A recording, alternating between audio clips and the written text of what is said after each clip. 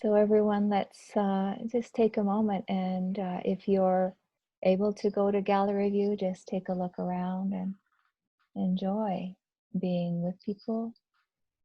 Let that happiness in. Just let it, just drink it in, that we're here together to practice, that all of these people are supporting you, and that you're supporting everyone here. And just let your appreciation flow towards each person, towards our group as a whole. Let your body soften. Let your heart soften. Just let your appreciation flow. And let yourself also receive the appreciation of everyone here for your presence. Let your body soften with that one too. And soften and let the appreciation of each person here for you into your heart.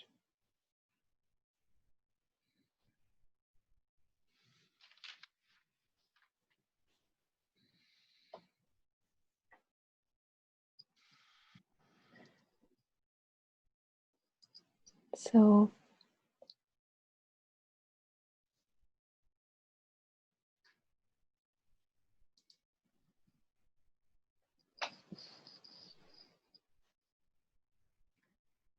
I'm going to begin today with chanting the refuges. And you know what? I didn't bring my document to share today, so I'm just going to chant.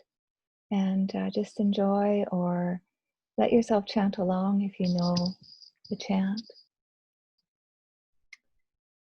And the refuges the chant is, I'm going to chant it in the Pali language. And this was a language spoken at the time of the Buddha. And we take refuge in three things. This is a traditional way of beginning any practice, any period of practice.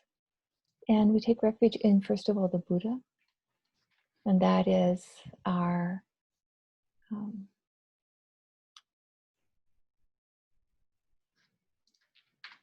own internal capacity for peace. I did find my document, so I think I'm sharing it.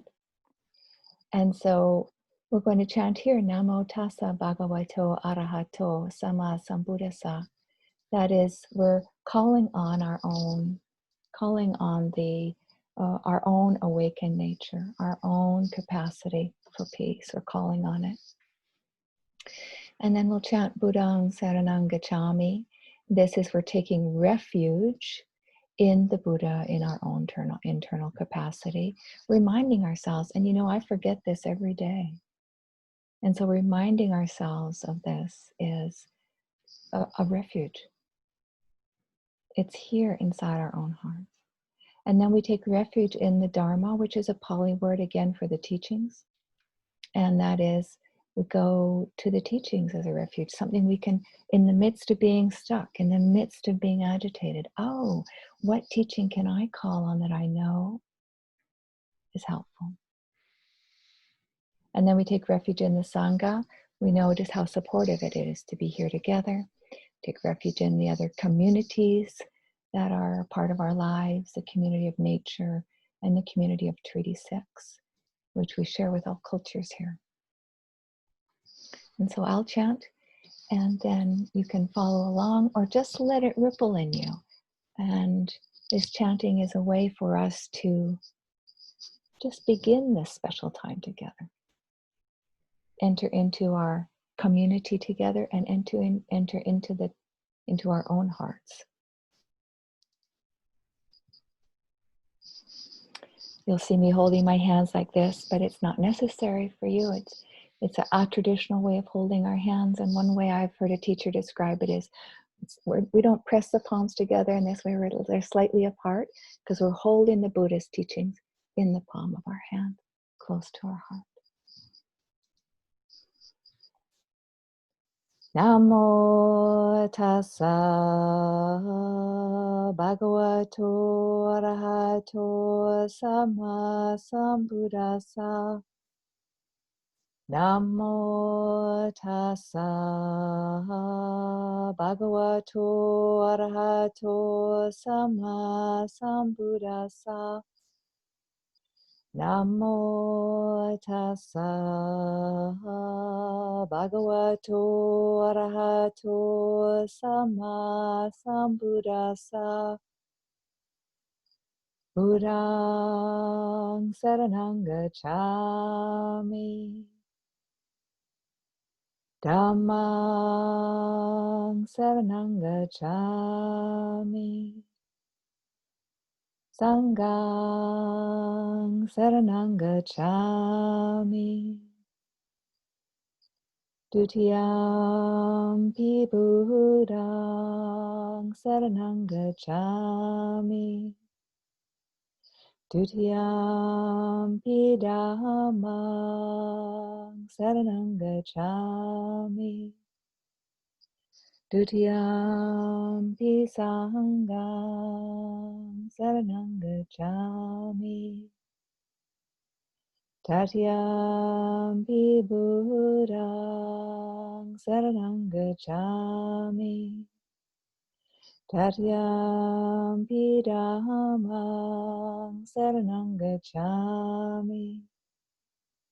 Tatyampi Sangham saranam gacchāmi.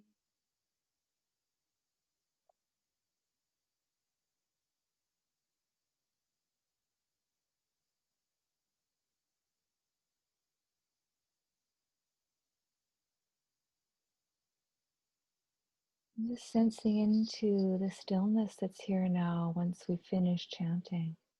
Just letting that stillness be present for you.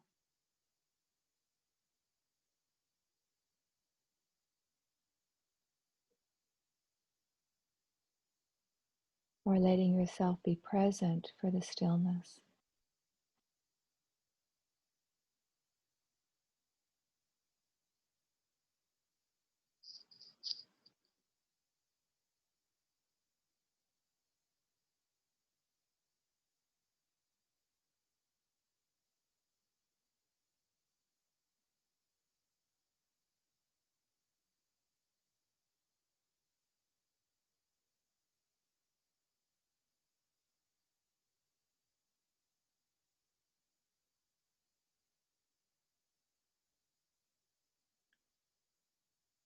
And we've been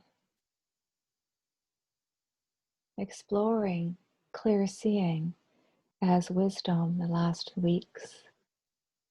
And so we'll bring our clear seeing here and we can inquire. Part of our clear seeing is we can lead with inquiry. And so we can just inquire, feel into any stillness that may be here, that may be present. Not in a kind of a forceful way, but just very curious and light. Is there any stillness here right now?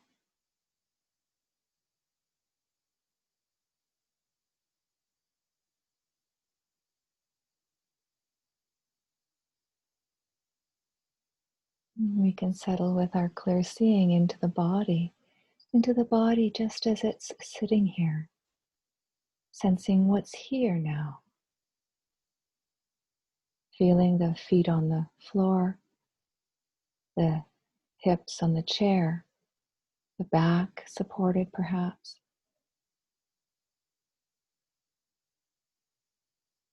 We can direct our clear seeing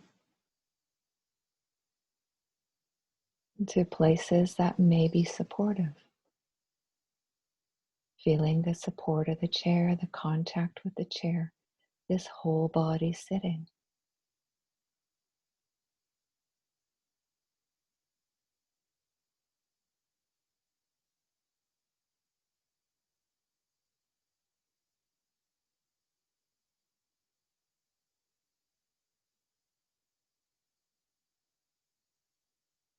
We may feel the breath inside the body, rising and falling of the chest, the belly, the sides of the body, the back of the body,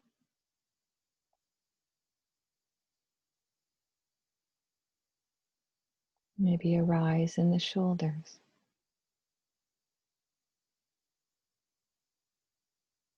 Maybe a sense of the whole trunk of the body as the breath comes in and expands. And then as it leaves and the body contracts or settles a little bit.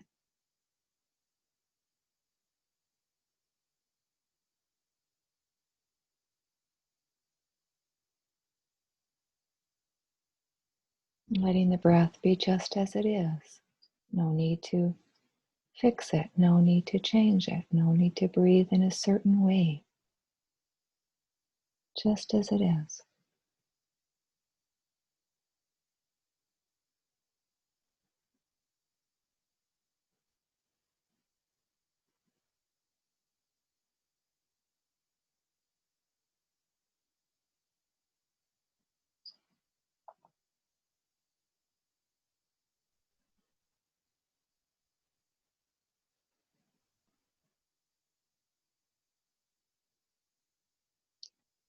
If agitation is present or restlessness, see if you can be relaxed about that. Allowing it just as it is. And settling into the body and letting the agitation be in the background, but let it be there. No need to push it away. Seeing if you can rest in the breath, rest in the body, and let whatever is here be here.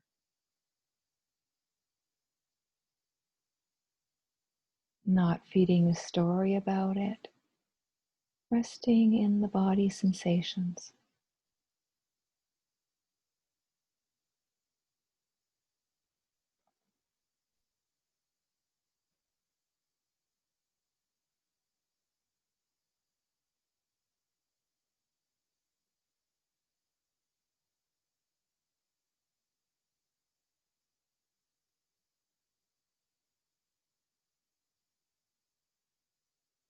We can gently see with our clear seeing.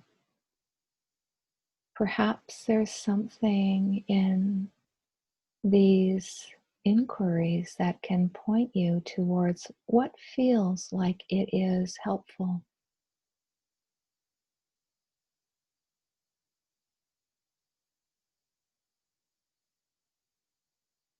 And what might feel like it stirs up the agitation or is unhelpful.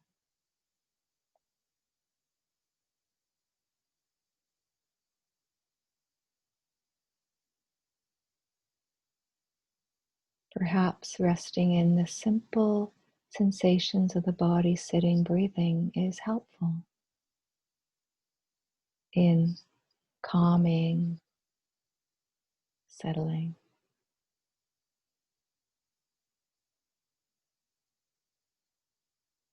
Perhaps allowing agitation or busy mind without making it wrong. That may be helpful.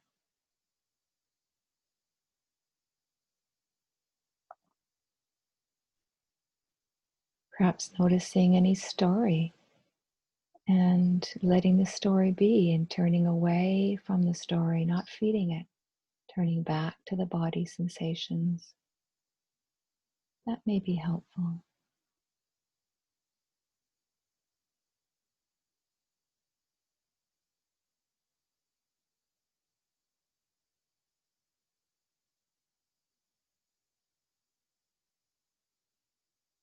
Inviting ease, kindness, and softness may be helpful.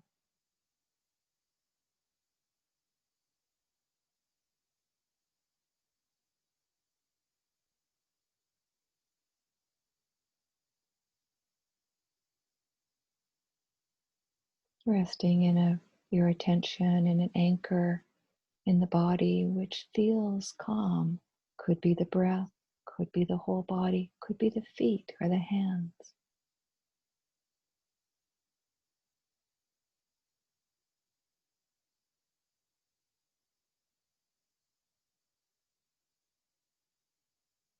Finding whichever anchor is helpful, most helpful to you.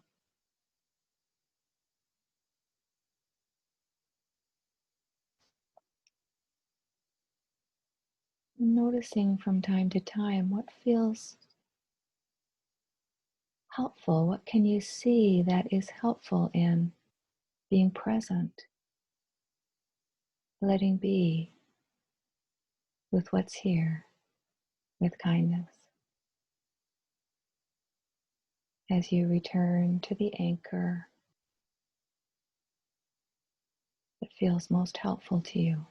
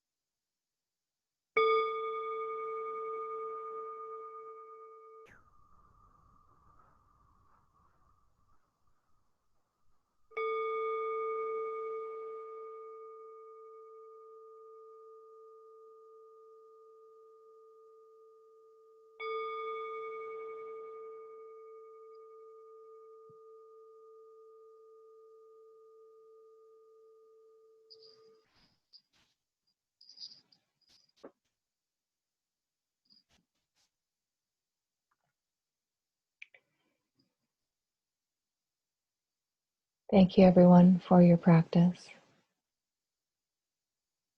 And if you wish to, let's take another, just let your attention expand a little bit and take in the Sangha again, the community again. Feel free to do that. Just know you're surrounded by kind hearts. If you want to take a look in gallery view, do that. And hello to those I didn't get to say hello to before. Darren and Rachel and Brett and Ted and Sophia.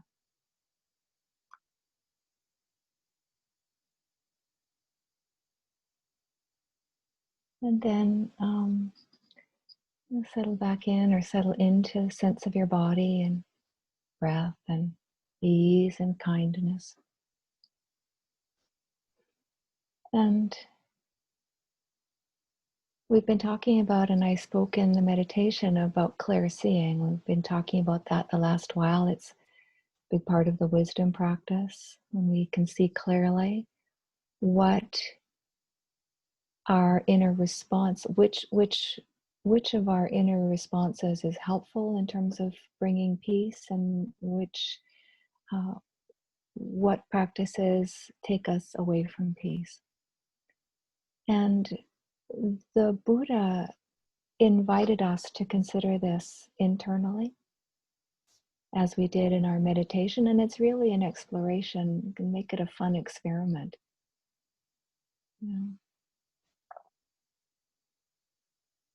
And also invited us to explore this externally, that is, with other people in our society and in the community and in our world.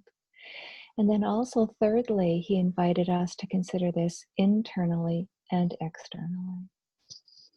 And so that is the sense of the interaction, the dynamic interactions in society and in our communities. And for me, in the last 9 days, we've had a lot of invitation to consider this externally. How do we respond internally and externally to the events that have unfolded and are unfolding south of the border? And I feel like it's important to bring this in, partly because the Buddha himself brought this in his entire teaching was based on really internal and external contemplation and the contemplation of systemic societal patterns, which he felt, which he actively taught were not conducive to peace. And so when we look at what's happening south of the border, and in particular the events around Mr. Floyd's death 9 days ago,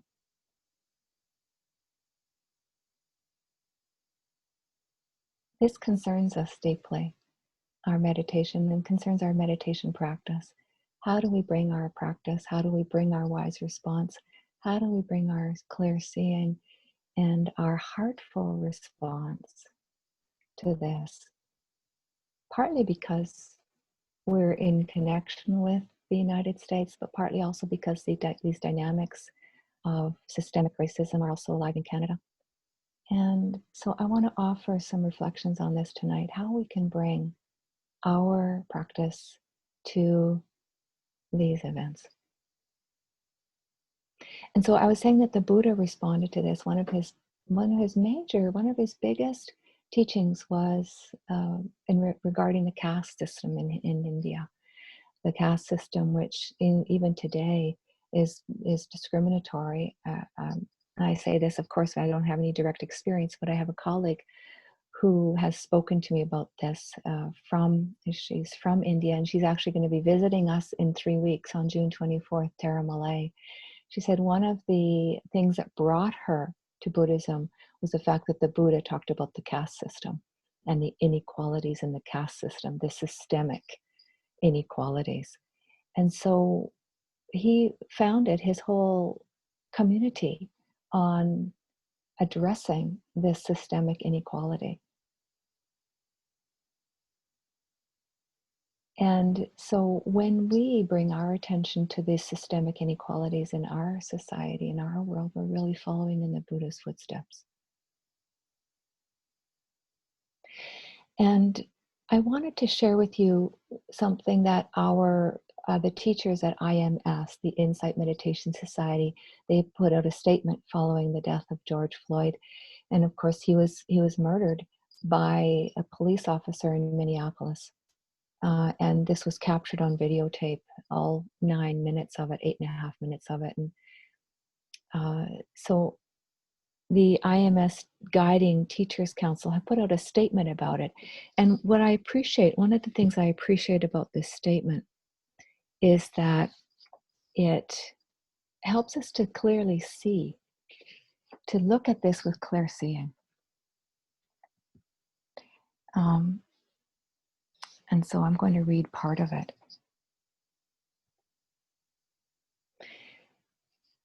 And they speak about not only clearly seeing this, but also in the Buddhist understanding where this action rises from. We talk a lot about greed and illusion, greed and ill will and delusion in our minds. And so this letter is going to speak about this and how these fundamental forces that the Buddha identified as forces which bring us into unskillful action are at the root, in their opinion, and the Buddhist perspective, at the root of what's happening in racism and in other systemic inequalities. So they say this, and I wanted to read this also partly to connect us all with our teachers and what our teachers are saying about this. It gives me comfort. It gives me some sense of being held in a larger container to feel that the IMS teachers are addressing this. And so they say, the murder of George Floyd strikes the hearts and minds of so many with feelings of outrage, sadness, and grief. All the more that it was undeniably so overt, as if such actions were somehow acceptable. It is only because of the courage of the young woman who recorded it all that the truth of the matter is unavoidably and forever there in front of our eyes, removing any illusion that the killing was somehow defensible or due to any action on the part of Mr. Floyd. All actions have their genesis in our hearts and minds. The light of awareness is in this moment shining brightly upon the tragic manifestations of hatred, ignorance, and delusion that led to the death of George Floyd. Delusion blames others, creates enemies, and fosters disconnection, sustaining the illusion of separateness upon which war, racism, and injustice rest.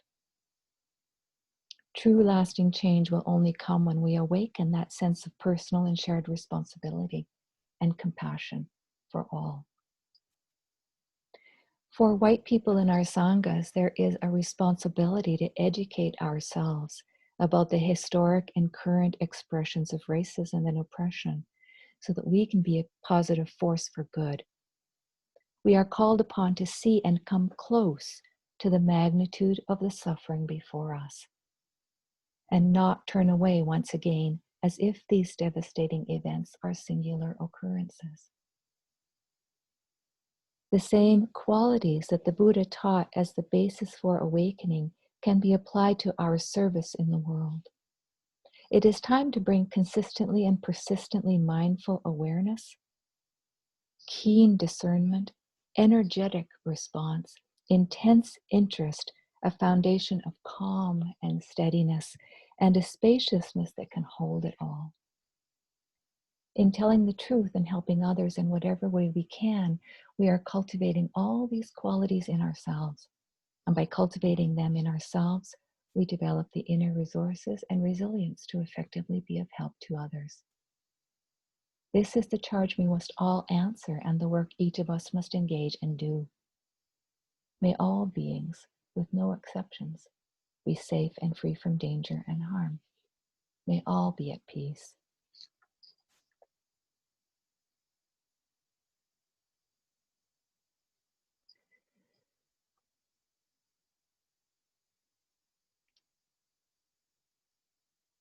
of course, we have similar things in Canada, but also very different. And I saw an article this week in the Star Phoenix that was partly an interview with Donald Worm, a lawyer, a Cree lawyer, prominent Cree lawyer in Saskatoon, who reminded us or spoke in this interview about he represented Neil Stonechild's family, and what we know, or what we kind of understand is the freezing deaths, a number of Indigenous men who were found outside our very own city, who were dropped off there by the police in the middle of the winter and froze to death. And Neil Stonechild was one of them. He was killed in 1990, and Donald Worm represented the family in 2003. And his perspective on this is, I thought, very interesting. He said that one of the things that gives rise to this kind of dynamic, which he's seeing in the States now, is a creation of us and them. And one of the things he said is that we need to understand that we are all connected in the human family. This from the lawyer of Neil Stonechild, who was present to all that suffering. And a second thing he said that he feels contributes to this kind of dynamic is the larger systemic issue facing people of color in the States, Indigenous people here, people of color here, and also people living in poverty. So that's a systemic kind of dynamic. And also that it's historic, that there's a big history of it, and that it's embedded in the justice system. One thing, though, that I find is very, very, very encouraging to me is that, and very important, is that Neil or Donald Worm went on to say that in Saskatoon, we have come a long way. In his opinion, in his understanding, Saskatoon has made huge strides in this area. And I think we can take a lot of heart from this. He said that in Saskatoon, there are very strong examples that demonstrate a positive shift in Saskatchewan. Now, he's not saying that it's all fixed, and we know this is not the case, that there is racism consistently, and we talk of people of color or Indigenous people. And I actually use those differently because I don't think Indigenous people necessarily see themselves as people of color. And when we say people of color, I don't think people often think of Indigenous people. So though both those groups will say that they face this every day here in Canada. But according to Donald Worm, there's been a distinct positive shift in Saskatchewan when it comes to policing, justice, and race relations. And he pointed to people in the community, including the police chiefs here in Saskatoon, who've made a big difference. And I think of Walter Linklater, who was one of the elders who really reached out to the police department in the early days and began ceremony with the police department and really built bridges and really acted on this teaching that we are all one human family. And so for me, this really speaks to wise response. And we can choose this. This is really the teaching of the Buddhist path. How do we see clearly what's happening and then still bring our wise response? One of the wise responses that the teachings encourage is understanding, is the response, or the clear seeing, or the teachings of compassion and understanding.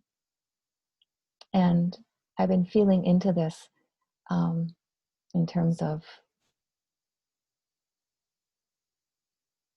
seeing if I could feel into the situation of the police officer, Derek Chauvin, whose actions ended the life of George Floyd.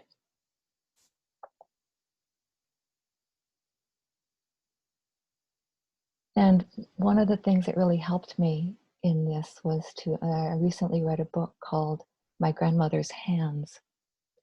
And I forgot to look up the name of the author. It's not on the tip of my tongue, but it's an author from the States who it deals extensively with this issue in the States. And he works with white people, people of color, and also with directly with the police. And Andrea has found the the author. I thought she might do that. Resmaa Menakem. Thank you, Andrea. And so works extensively with all three of these communities. And his book really helped me to feel into Derek Chauvin. And I want to say that as we feel into what that police officer may have been experiencing, it doesn't mean we condone it or in any way let it go. But understanding it can help soften our own reactivity, my own reactivity, so that then wise response can come more strongly. What Resmaa says in his book is that everyone in certainly North America, he would say, is dealing with some kind of trauma in the racism department. That people of color and Indigenous people have experienced this racism, this systemic discrimination all their lives. And also that white people are experiencing trauma as well. He talks about the fact that Europeans who came from Europe carried trauma with them. That in Europe, there was a lot of trauma and he points to the society over there, particularly England, where there was a lot of trauma and a lot of trauma and violence inflicted within the society by people who were of a different, who had more power in the society. And so Europeans came, according to him, to Canada with a lot of trauma. This is partly fed into the racism, that the systemic story of racism is, or part of it is, builds fear in Europeans towards people of color. And I've seen this myself in some of the propaganda, the movies that came out in the United States. The Birth of a Nation was the first big movie in the States, and it's really about instilling fear in Europeans about African Americans. And so he says that trauma is in everyone's bodies. And in someone like Derek Chauvin, he would carry a lot of that trauma, and then be also in situations as a police officer, which would activate that trauma, reinforce that trauma. And no chance, according to Resmaa, of discharging that trauma when he would go home after a shift.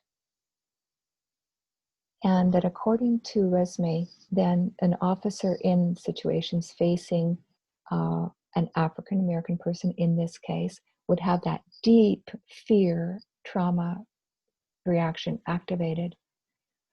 And he points to the fact that in many of the other deaths by police officers of African American, mostly men, which are very common in the States, many of the officers said that I was afraid for my life. And this has enabled them to get off in the courts. But what Resmaa points to is that this is a deep traumatic response. And I saw that play out in this. I did not watch the video, the 8.5-minute video. I didn't watch it. But I could imagine that that officer was activated into that traumatic response. And according to Resmaa, the mind is not working in the traumatic response. It's the body which is totally activated. The mind is offline. And so we can just feel into some of that.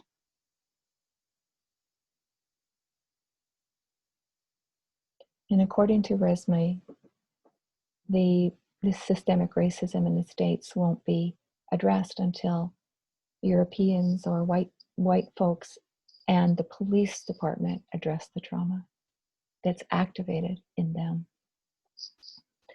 And so for me, sensing into that a little bit is a way of clearly seeing some of what may be going on.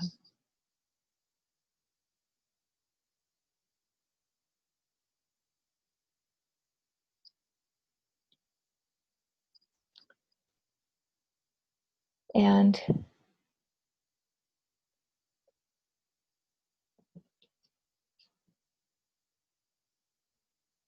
that can redirect some of the reactivity, some of the anger, some of the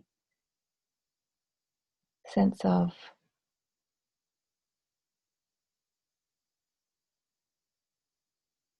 outrage, and help to channel it into helpful, skillful action. And there's a lot of helpful, skillful action going on. We've heard a lot about I just saw a piece today that was a beautiful, beautiful kind of survey of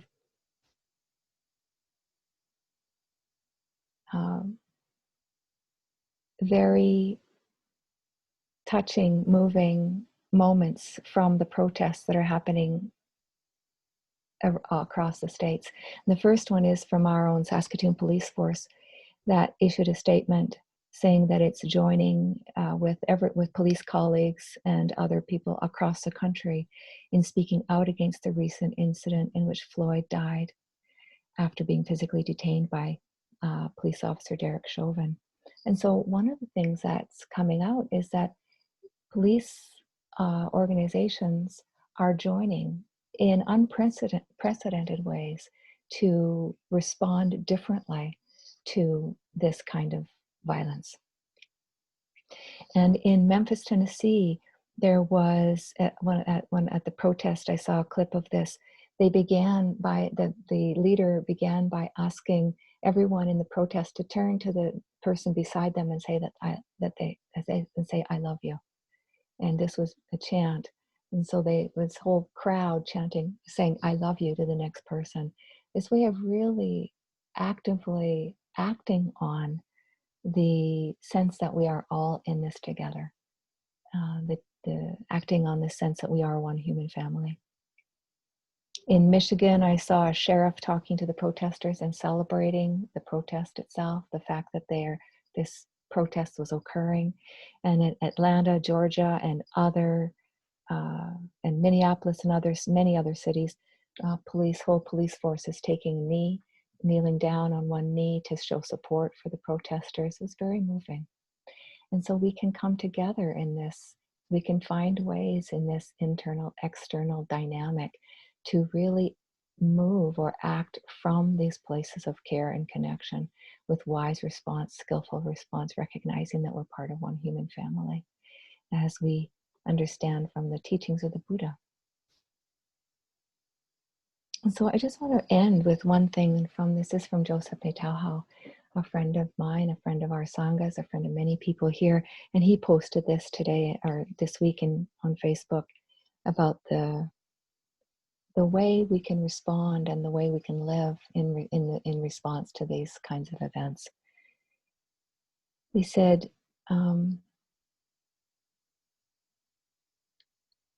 This letter is honoring our brother and fellow human being, George Floyd. We are all related, and we need to face up to anyone who denies this truth.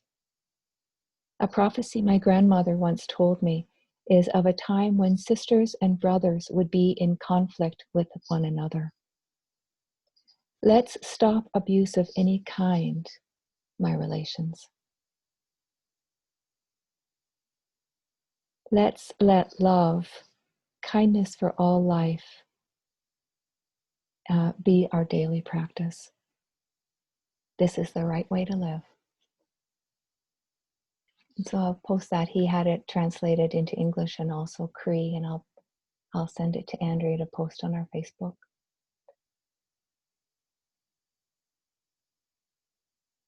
And so we have some time to just reflect together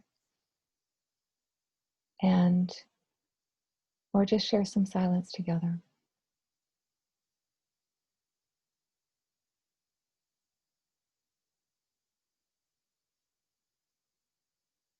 If anyone has anything to share or reflect on or bring in about this, any aspect of this.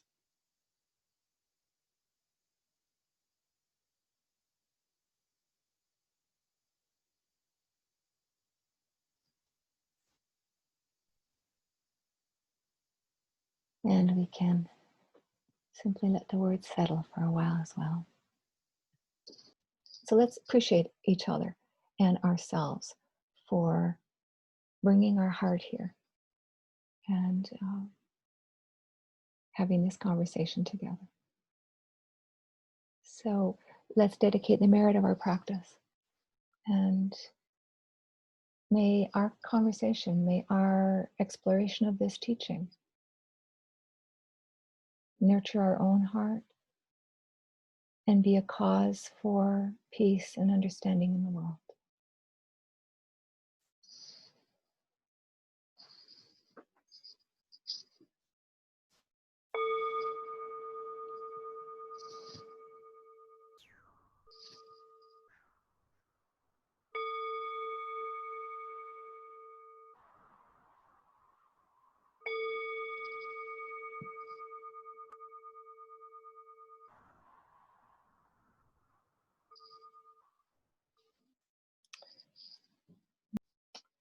So thank you, everyone. And I need to ask your forgiveness because I've gone a little long, and I know that we've got a couple of announcements. Maybe our announcers can be brief. I guess I'm first up. I'm just going to say, Dhamma Friends, June 24th, 3 fabulous colleagues are coming to visit us for Metta Night, so hope to see you there. I can go next, Jeannie. I just wanted to, as part of the reflection and discussion Jeannie talked about, she is offering some classes 3 Mondays, June 8th, 15th, and 22nd. They're called, it's actually part of Clear Seeing, Mindfulness and Quiet Joy.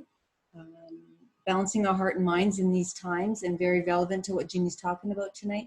Now, the first class, it takes 12, has already been full, but Jeannie will offer a second run of this class at same times, 4 to 5:30, but she does need to hear from you right away. So if you're interested, go on our website, saskatooninsight.com, let Jeannie know, the instructions are there, and it's really great that that class is so popular, Jeannie, and if you guys are interested, please go to the website and get more information.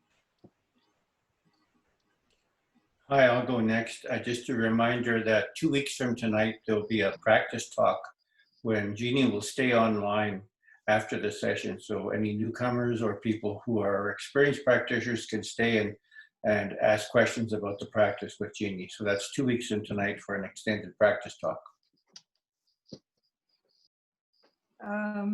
So on the 27th of June, we'll have our annual spring day long, Gladness and Quiet Joy.